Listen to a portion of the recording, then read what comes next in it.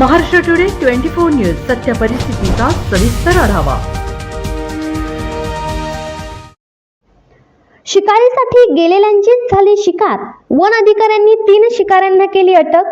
पेंढाखळे वनक्षेत्र परिसरात वन्य प्राण्यांच्या शिकारीला केलेल्या 3 जणांना वन विभागाच्या कर्मचाऱ्यांनी अटक केली असून संशयितांना न्यायालयाने 3 दिवसांची वन कोठडी दिली आहे।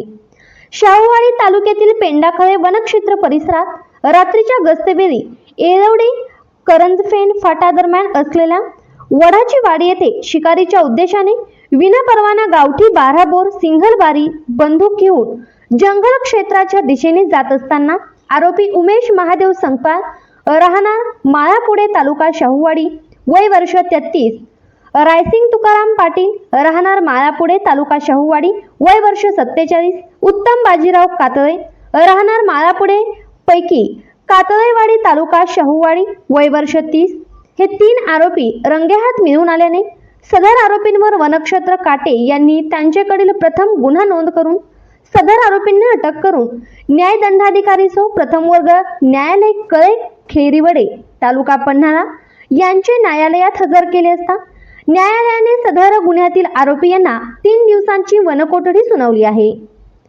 महाराष्ट्र टुडे मराठीसाठी ब्युरो रिपोर्ट किरण मस्कर, कोल्हापूर। आजच महाराष्ट्र टुडे 24 न्यूजला सबस्क्राईब करा आणि सत्य परिस्थितीचा सविस्तर आढावा पहा।